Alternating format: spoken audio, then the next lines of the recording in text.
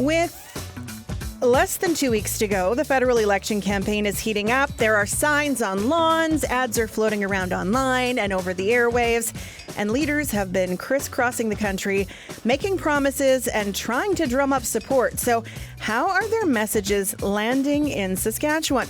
According to recent polling, there are some Saskatchewan seats in play that were previously easy Conservative wins. Today, we have reconvened our partisan political panel. We have Liberal, Conservative, and NDP supporters standing by to tell us what stood out to them so far on the campaign trail. I love a respectful debate, and I am excited to dig into this today. We also want to hear from you. Has there been a promise that has swayed your vote? Are you voting for one party or maybe against another? And if you were to give the campaign a headline so far, what would it be? Call 1-800-716-2221 or email bluesky@cbc.ca. So, 13 days to go until federal election day. Through that, though, advanced pollings open up this Friday and run through the long weekend. So we felt like it was a good time to reconvene our partisan political panel. In our Saskatoon studio is Doug Richardson. He is a Saskatoon lawyer who spent 5 years in Ottawa and was the former chief of staff for Liberal Prime Minister John Turner. Welcome back. Thank you, Sam. Beside him is Paul Merriman. He's a former Sask Party MLA and representing the Conservatives today. He spent 13 years as an elected member of the legislature, serving as a cabinet minister in health, social services, corrections, policing, and public safety. He's now working as senior counsel with Prairie Sky Strategy, which is a consulting firm based out of Calgary, but he's in Saskatoon. Welcome back to Blue Sky. Thanks, Sam. And joining us through Google Meet is Claire Card. She is a professor of veterinary medicine at the University of Saskatchewan, and she ran for the federal NDP in Saskatoon in 2021. Claire, welcome back to Blue Sky. Thank you very much, Sam.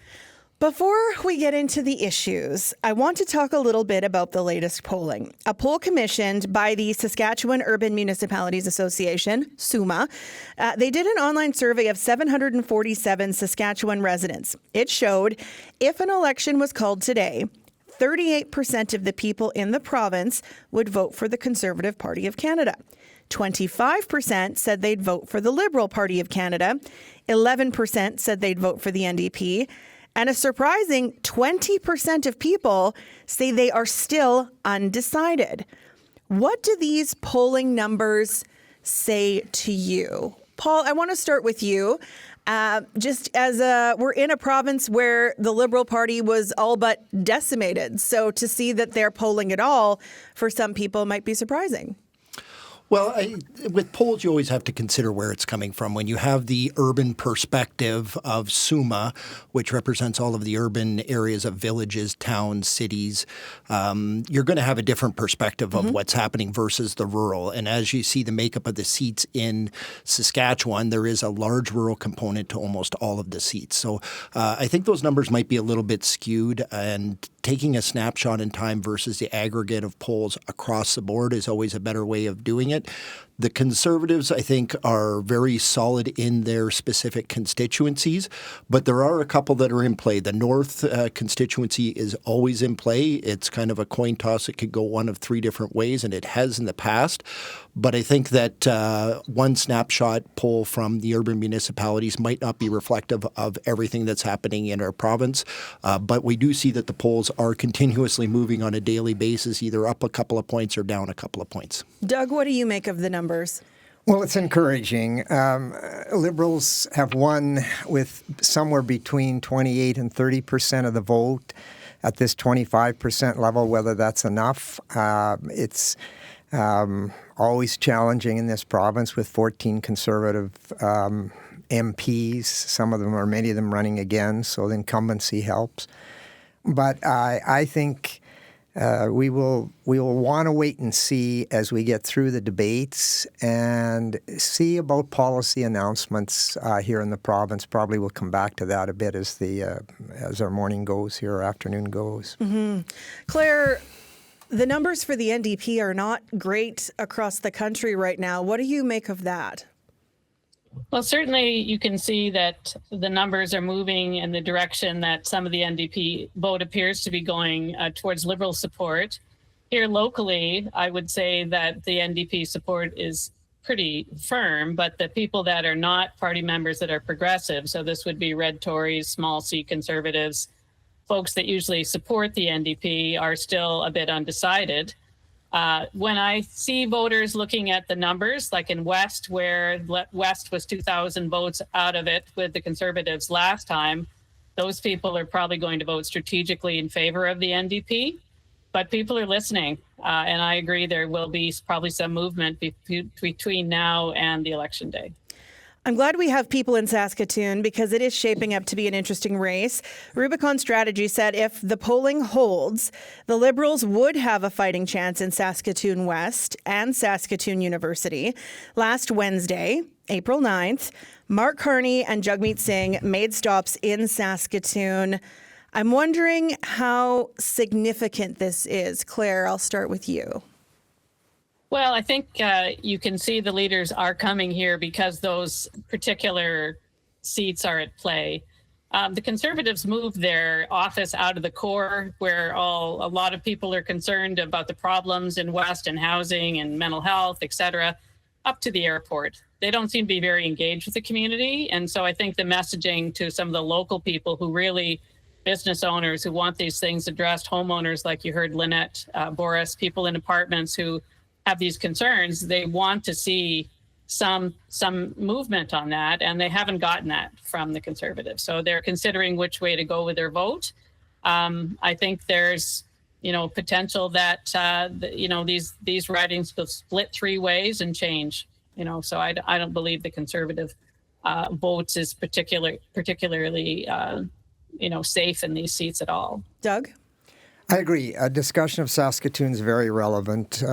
Paul quite rightly alluded to the North, but in Saskatoon, the NDP have won the West in the past, and the Saskatoon did have two Liberal MPs. I acknowledge before someone corrects me that was 1993, but it's a fact. So there is a base there. I hesitate as somebody who's run for public office to talk about one campaign, Sam, over another, because the others listening will think, well, why don't you mention my riding? The riding that Claire ran in last time, and by the way, was a formidable candidate for the NDP. But that riding, I do think, honestly, is in play. That's the university riding. Greg Pulitzer, significant candidate. He had a lead role when the leader was here. And you're right, Sam, the leaders have been here for a reason.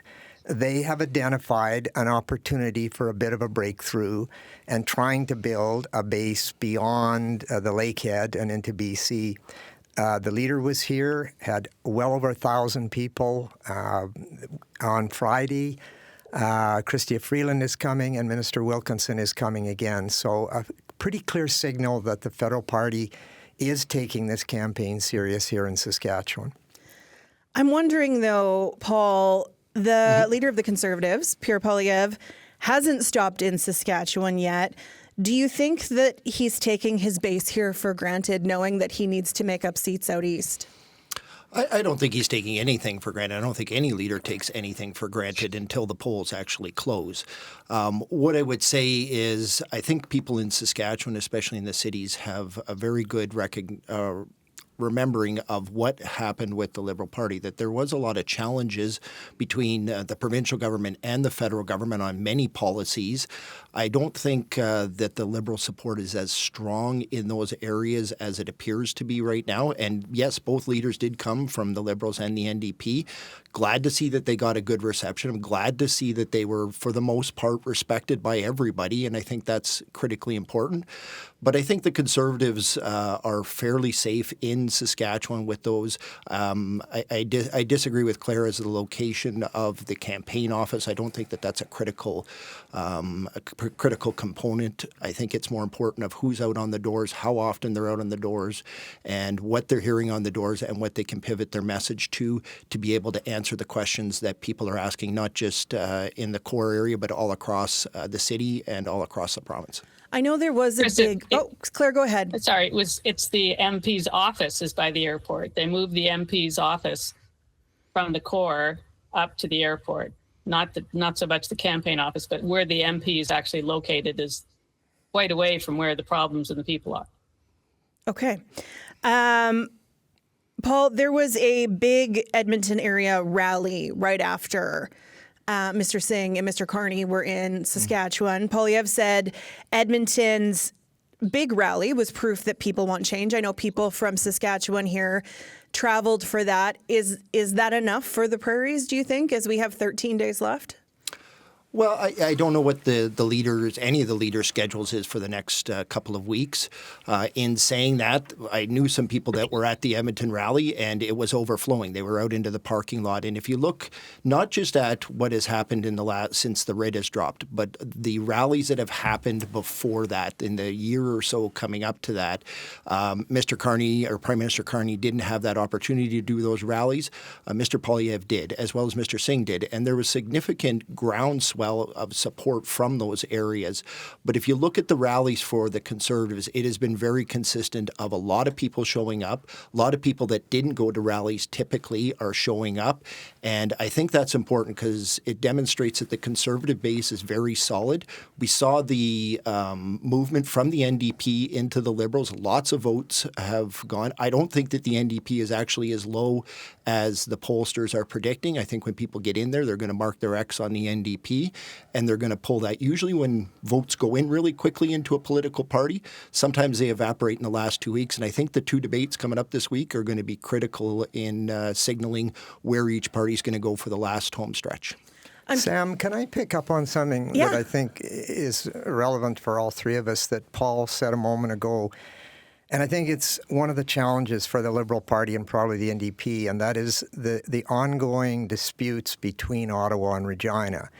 And that's what I think impacts Liberal support. I'll let Claire speak for the NDP, but these disputes, unfortunately, are head-personed by, quite often, the Premier of the province taking on federal spokespersons. And one thing that is frustrating to me is the $10 a day daycare program, which was alluded to at the top of your news, with the need for the province to sign on to these programs. Secondly, the economic table that Minister Wilkinson has put forward to try to deal with different energy matters. The only province not to sign on to that table is Saskatchewan. So in order for the federal voice to be heard, I think sometimes the provincial voice has got to turn the tone down a bit. We are a national country, and it is useful to have other voices being heard on these issues.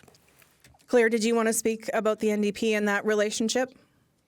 Yeah, we certainly see that as problematic. The $10 a day childcare is probably one of the better examples because so many people actually have a couple of kids and their daycare expenses in private care are the cost of their home mortgage. It's absolutely ridiculous what people have to pay. It keeps so many women out of the workforce.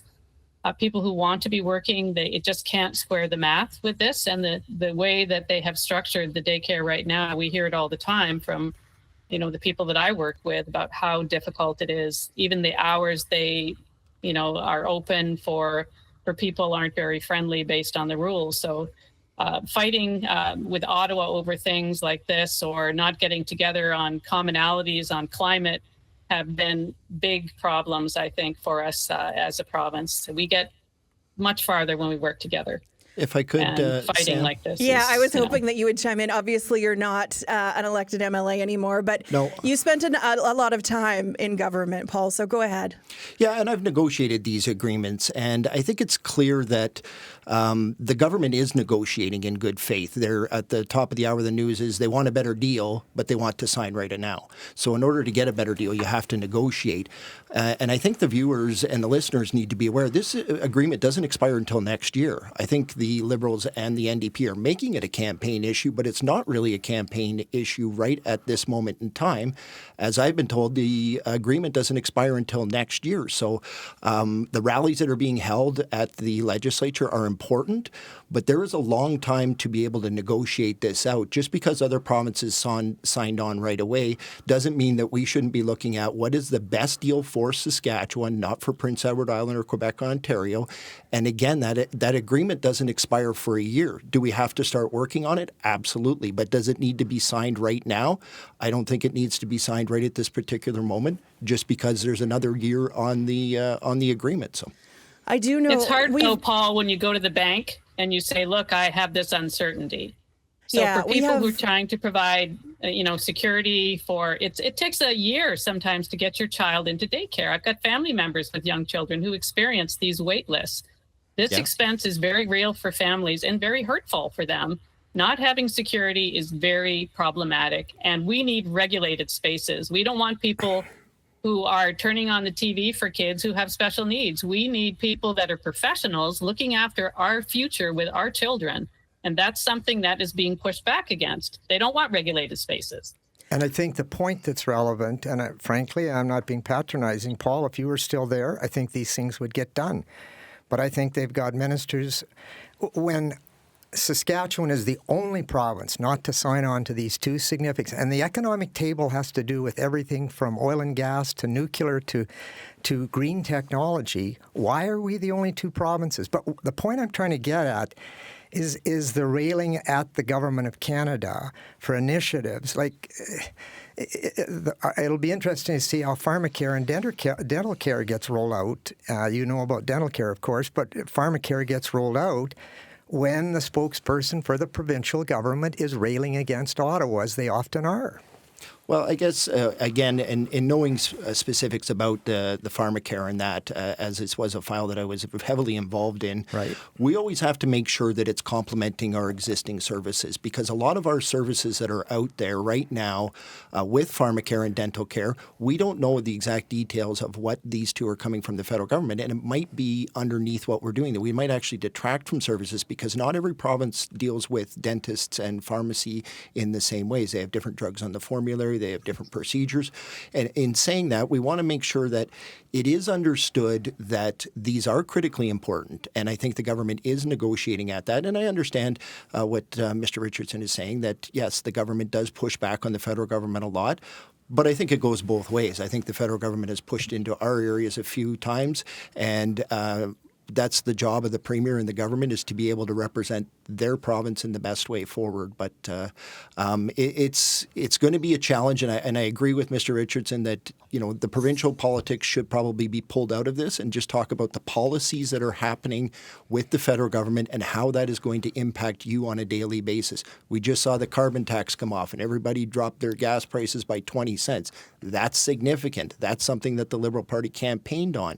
Now it's gone off, so people are having an impact. And back to the pocketbook issues, I think that's important that people have those dollars in their pocket rather than in a carbon fund. So I feel like I can just go home. Just listening to you three, it's wonderful. We are talking with our political panel today about the issues around the federal election, which is 13 days away. Paul Merriman, Doug Richardson, and Claire Card are our panelists today. If you have questions, for any of them, we're happy to take your call, 1-800-716-2221. You can also send us an email, bluesky@cbc.ca. Or maybe you have a voting strategy in mind. Maybe this election has made you think a little differently about how you voted in the past. Are you voting for someone or against someone? We would love to hear that too as we get closer to advance polls, which open up on Friday. I'm going to take a mini pause here with the caveat that when we come back from the pause, I want to talk to you about the PPC, because there are a number of candidates in Saskatchewan this election and what the impact of that is. So I'll let you three marinate on that. I'm Sam McKeag, and today on Blue Sky, we are talking about the federal election campaign. 13 days to go, and we have reconvened our partisan political panel of Paul Merriman, Doug Richardson, and Claire Card. And I want to talk to you guys about vote splitting, because we do see a number of other parties on the ballot. I know that it's sometimes easy to talk about the big three, which you all represent, the Conservatives, the Liberals, and the NDP, but there are Greens. There are other parties like the People's Party of Canada that do have official registered candidates this election. With an election as critical as this one, is there a concern about vote splitting where votes may have gone to one party or another that could go to these other, I don't want to call them fringe parties because I don't know that that's fair, but because they are official parties. But thoughts on that, Doug, if you want to start. Well, I'd love if the PPC or the People's Party would pick up support in this province and drain some level from the Conservatives. But realistically, Sam, I just don't see that happening in a big way. We can hope on splitting. I think we talked at the start of the show where the splitting might have gone to this point. And by the way, I've learned a lesson as a Liberal. You never discount the capacity of the NDP to get their vote out come election day and so on. So if that's part of the vote splitting that's going on right now, once again, Liberals shouldn't and wouldn't get ahead of themselves. But I'd hope an extreme right-wing party would steal support from Paul's side, but I doubt that. I love that you were sitting across the table from each other as you say that, Paul. Just for note, I'm not a card-carrying conservative. I, certainly am center-right, but I'm not representing any specific party, but I do tend to lean towards the Conservatives. I don't think that the PPC is relevant in Saskatchewan out of this, even if you look in the provincial, and there was some discord in the provincial election, one of the constituencies actually lost out because of a split, and that was Regina Wascana. So I don't think it's relevant here. As Mr. Richardson said that he would love that the PPC splits us out. I would absolutely like it if the NDP and the Liberal former coalition government would split each other out. But I think the seats again in Saskatchewan are fairly set, although there is some movement in some areas. But I'd like to see what happens after the two debates. I think that's going to be critical on what a lot of people are going to be tuning in. And I think that the other side of it is who's motivated to get out to vote. Who's actually going to show up on election day in those advance polls to get out? I think Saskatchewan people are fairly motivated right now. They're not, in general, not happy with some of the policies of the federal government. And I think they're going to see that at the polls. And I'm not sure where the NDP and the Liberals are at. But again, I agree with Doug. The NDP always seems to find a way to get their vote out very quickly and very efficiently. Claire, what would you say about vote splitting and how it could play into this election? Well, the PPC certainly had some interesting ideas. They're very anti-woke. I don't know if you can, just refresh your memories, listeners, about what the PPC stand for. They're very anti-diversity, equity, inclusion, a la, what we're hearing from south of the border here, anti-human rights, anti-Indigenous rights, anti-Black, anti-people of color. That's their platform. Not too many people find that appealing, so they're probably not going to be a big threat. However, I do think that, people are considering where their vote's going to go. You're right. The NDP has a lot of young people in this election out on the doorstep trying to get the vote out, and they're going to work their hardest to make sure it makes a difference. I want to go to the phones. We do have some callers on the line, and I do want to bring them into the conversation. James is in Saskatoon. James, go ahead. Hi. Yeah, it was something that Claire said that made me jump to the phone, and she talked about daycare and the affordability of and some of the other issues that we had coming into this pertaining to affordability. One thing I really would like to kind of get clarity and perspective from both of these or all of the individuals was, the other day I had the occasion to go fill up my car with gas, and I only have to pay $58. And that is because, in my view, because provinces such as Saskatchewan push back so heavily and so mightily against the carbon tax that finally, after 9 years, the Liberals finally came to the conclusion that carbon tax is regressive, and it doesn't necessarily help in any meaningful manner. It is hurtful against people in our economy, in our society. It is really challenging. So to that, I would like to know, what are these policies to ensure that something like a regressive carbon tax never comes forward once again? And I thank you for your comments. Doug, did you want to take this one? Sure. So, James, I would acknowledge that the federal government or the Liberal Party as a campaign plank, and the new Prime Minister has said that he will withdraw the consumer carbon tax, but I don't want to hide because I think it's the right thing to do. They are retaining the industrial carbon tax. That is the big emitters, and it's a complex tax structure, which I'm sure your show would find me boring people with it, but it is significant. Bear in mind that the province of Alberta introduced a conservative government in Alberta, and the NDP government that followed it maintain the industrial carbon tax. Most of the European Union has a industrial carbon tax, some states of the Union, and many countries are now saying they will not, starting in September, they will now add additional tariffs if industrial sales are coming into their country without an industrial tax. So certainly, carbon tax, some savings at the pump for the consumers. There was a reason for this.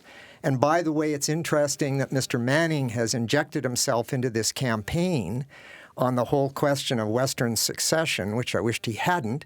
But most of the leaders, including Mr. Poilievre, was very quick to condemn that, as did Mr. Carney and as of course, Mr. Singh. But the important thing is Mr. Manning for years had been talking about a carbon tax, a Western Canadian Albertan talking about it. Paul, I do want to touch on this because you do work with a consulting firm in Calgary that deals with many of these issues across all parties. I think this is a good opportunity for us to talk about the carbon tax in general and the impact of that.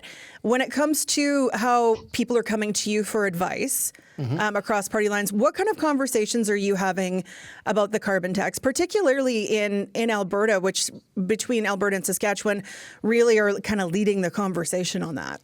Yeah, this goes back to Premier Wall in his days when the first 2015, the election of then Prime Minister Trudeau, talking about a small carbon tax, and it got larger and larger and larger. Now everybody is feeling the impact of that, and the cost of living has gone up across the country. And the concern is, or I guess the question would be, how can we protect the environment while making sure that we don't inhibit the economy and growth within our country? We cannot have any type of handcuffs on the economy as long as it is having a reflective of the environment, but also Indigenous rights, to make sure that all of that is included in that. But you can't have a policy that's going to stop the economic engine of Canada, which is in Alberta and Saskatchewan right now, as well as Ontario on the manufacturing. We develop these resources in a very ethical way, more ethical than most places in the world.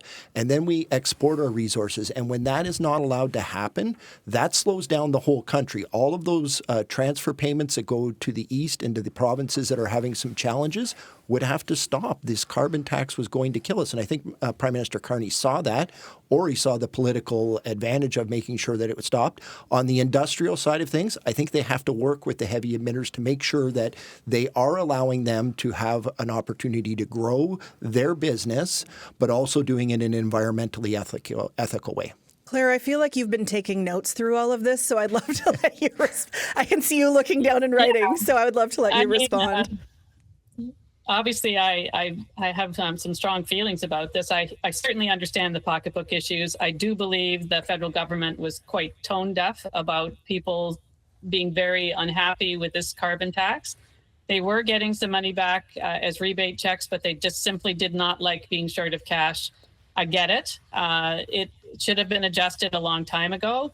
The NDP's stance is also to maintain a tax on the big polluters. The reason why? You cannot pollute your way to prosperity. You're beggaring your future when you do that.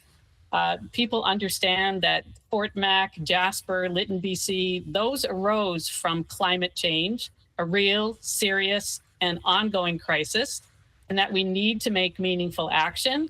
The best ways to do that are going to be through levers the government can push to nudge people in the right direction, and industry to do it in a way that continues to be profitable for Canadians, but responsible. And the NDP is going to put in one of these If your goods come into the country and you're coming from a jurisdiction where you don't have a similar sort of carbon pricing, you're going to have to pay a tariff. So that makes the playing field more level, which is what has, been one way to cheat on this, is to get goods into Canada that are coming from jurisdictions that don't have any of this type of environmental regulation and pricing associated with pollution. So we've got to get a handle on pollution. It's our future. It's our kids' future. And one way to do that is to be responsible about making sure we're working with businesses to lower emissions, to get a greener future for all of us. We have an email from Keith that says, why is there a persistent division between the economy and the environment? A healthy economy depends on a healthy environment. The environment is directly connected to all food production, forestry, water, tourism, healthcare, everything. The current Prime Minister has talked about growing the economy and helping the environment, as well as social issues. He wrote a book about building a better world for all. He talks about a new future for Canada, not angry negativity about the past. Before I let you answer that, I want to clarify that the book that Mark Carney wrote, called Values, was written in 2021. He did not write it as a platform as a prime minister. And I know that that's been being shared a lot right now, but it was written from an economist point of view. I'm actually reading it out of interest and research for myself. The beginning is a bit like a textbook. So I'm just going to warn you on that. It's very smart in the history of finance, but it was not written as a way for him to become prime minister. It's just obviously gained in popularity. But back to the question, this persistent division between economy and the environment, that we can't have one without the other, or one is costing us without the other. Paul, I'll start with you just because of where we started with how you work as a consultant and what you answered before. Well, I think somehow the economy has become a dirty word, and I don't know why it has. That it's become a bad thing that we would grow our economy, that we would expand our markets. We saw criticism when I was in government of the opposition on the provincial side be very upset that we had regional offices, that we were trying to, or world offices, that we were trying to get our market expanded out there, and it was constantly criticized. We have to make sure that we are exporting. We're an export province. How can we get all of that to market? And when we have federal policies that certainly, and I don't think it's fair to pin everything on the Liberal government on the carbon tax for the last few years, because the Liberal government was supported nationally by the New Democratic Party government in hand in glove, and every time that carbon tax moved up, it was both parties that were doing that, not just one party. So I think that there's some blame to share on that. I certainly agree with our economy being able to grow, but it can't be at the expense of the environment. And I think every party is cognizant of that. We need to understand that you can grow the economy. You can create more efficient products. You can grow your crops. You can mine. You can explore oil and gas. You can do that ethically. It's not always a bad thing. Okay, I want to get to another email because Roy sends an email in response to James, who called from Saskatoon. He says, the caller who complained about the federal carbon tax neglected to mention that Saskatchewan's provincial gas tax is 15 cents per litre, third highest in Canada. The Saskatchewan Party has had every opportunity since 2007 to address this, but has done nothing. Saskatchewan's government is not exactly on the right side of the angels where taxation is concerned.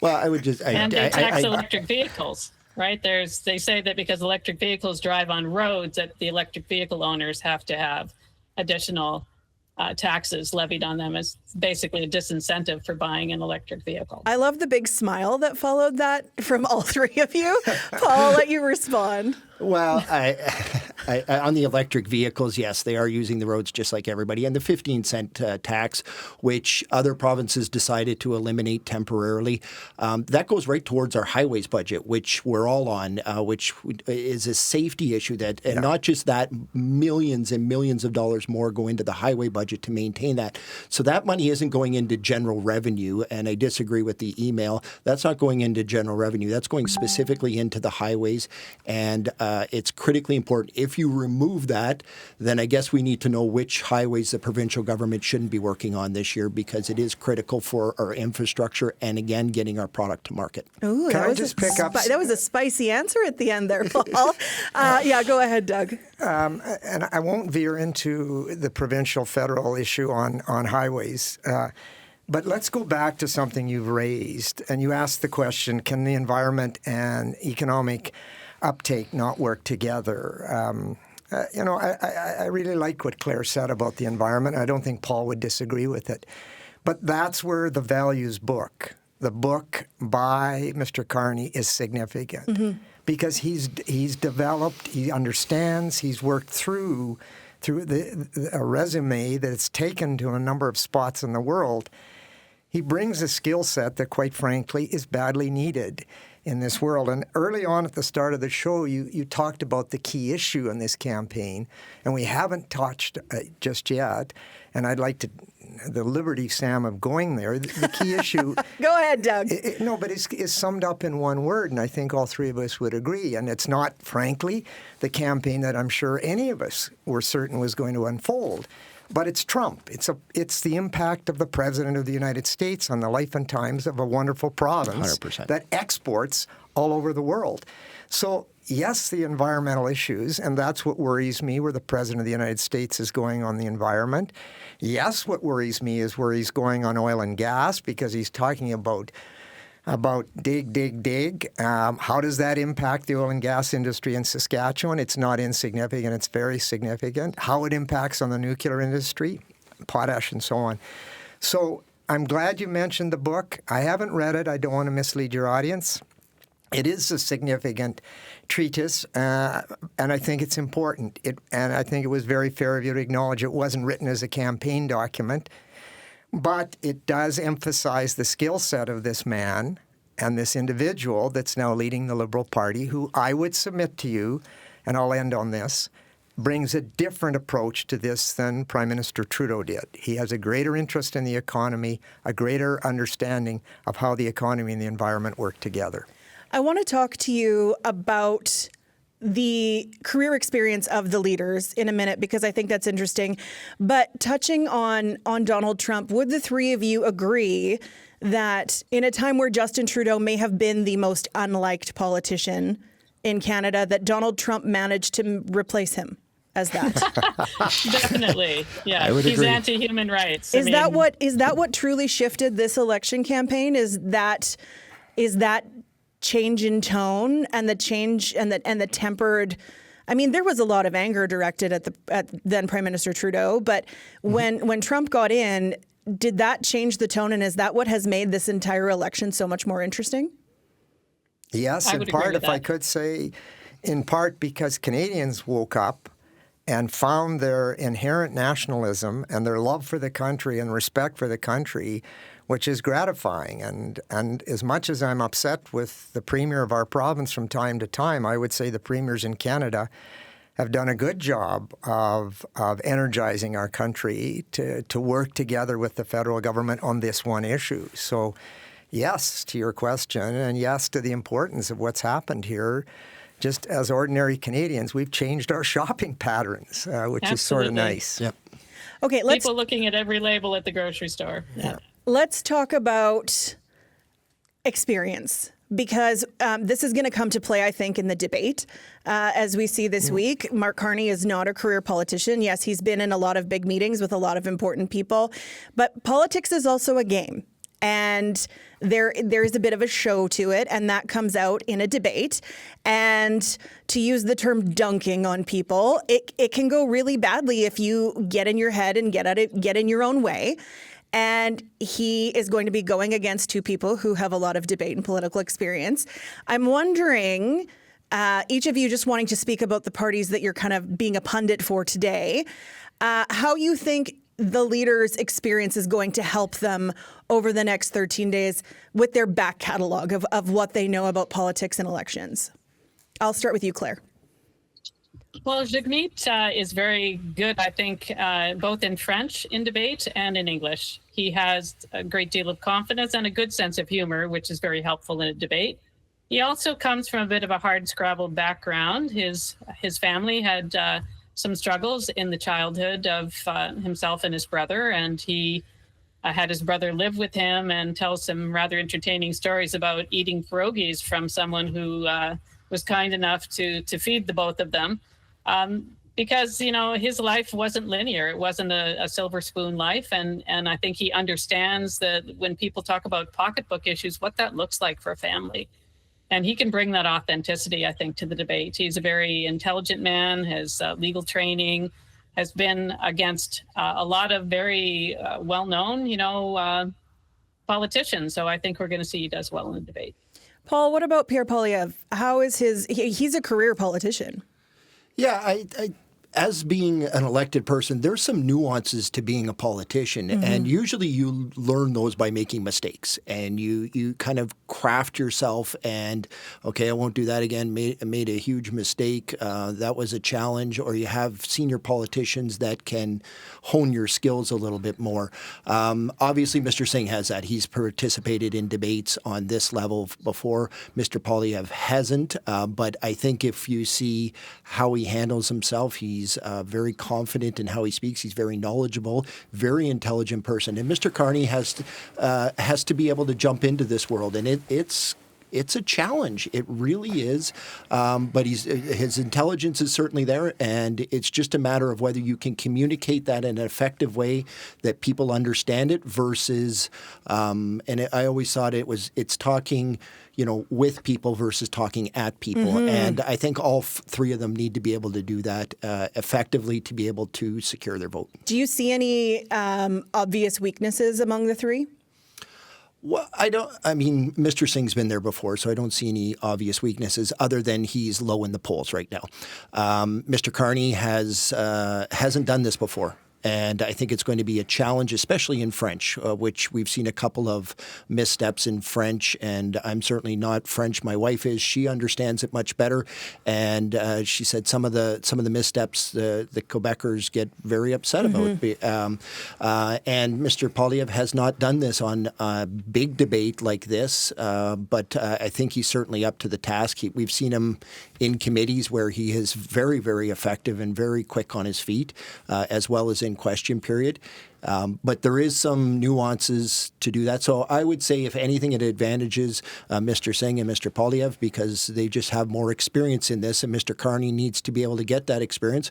But I'm sure he's got a great team around him that's trying to help him out as much as he possibly can. Doug, do you worry that we're going to get stuck in talking points during this debate, or are they actually going to be able to dig into the issues? Sam, premièrement, je m'excuse pour mon français. J'ai un grand problème avec mon français. It's interesting that I think it's fair to say expectations have been lowered for Mr. Carney going into the debate because of this French flaw. I hope we're not going to elect a prime minister. I hope as Saskatchewanians we're not going to vote for a prime minister because of their fluency in French. It's important. It's relevant. Mr. Carney's bilingual, but not as fluent as the other two for sure, and certainly not as fluent as Blanchette, who of course will be railing. What I hope the debate doesn't denigrate to the point where people are shouting over each other, where points aren't being made, or answers aren't being given. James Moore has done a piece on debates, and he's done it for that other television network, which I will not name, Sam. But Moore is a former Conservative cabinet minister, I think, is a pretty bright guy, capable minister in his time. And he says on debates, yes, they matter, no, they don't matter. Yes, they matter because people will tune in and start to listen, get some information. Do they decide elections? Probably not. My hope is that there's more to the campaign than two debates. There's been a series of important policy announcements by all three leaders. I've said this before, Claire. I love one of the things that Mr. Singh has said about the victory bonds. I think the idea of that Mr. Poilievre came up with of using investment tax reduction to reinvest in Canada, I think that's a good idea. And the housing announcements of the Liberal side. But I hope the debate doesn't denigrate to the point that people are shouting trying to score points, trying to make political comments instead of educating Canadians. I will tell you, though, there was one debate between Brad Wall and Cam Broughton that goes down in my memory. Yes, and I as remember. someone who follows politics, it was juicy. Was it helpful to the voters? Probably not. But from a great television point of view, Yeah, 100%. I was very amused by the whole thing. And I love that you're all nodding along. Let's hope it's a civil debate. Let's hope that people really get to hear some contrast between the candidates. And occasionally you will find these moments like when Jim Prentice said to Rachel Notley, math is hard. Yeah. That was a catalytic moment. That really said, okay, we know who you are. And so sometimes you see those moments in these debates where it does make a difference with the voters. From the three of you, I'm curious, for people who are undecided or really unsure as the advance polls open on Friday, would you encourage people to vote strategically if they don't know who they want to vote for? I would have to say that vote informed. Get out to vote. I was looking at the numbers. Yes. We haven't hit 70% of voter turnout in this country for a federal election since 1992. That's shameful. We should really do that. And if anybody wants to know what the value of a vote is, go to a citizenship ceremony and see how important it is for those individuals. I'd like them to make an informed vote. Don't look at the necessarily, and no offense, but the news snippets, because sometimes there can be some angles on that. Go look at the policies. Talk to your candidate. Go to your candidate's campaign office. Ask the questions. Sit down and talk to them. Find out what are they going to do for your community and for your province. And if they can answer all your questions, and not just promises and not just speaking points, what are you actually going to do? That'll make a difference on whether they actually go out and support a specific person or not. Doug? Totally agree, Sam, for what it's worth with what Paul's just said.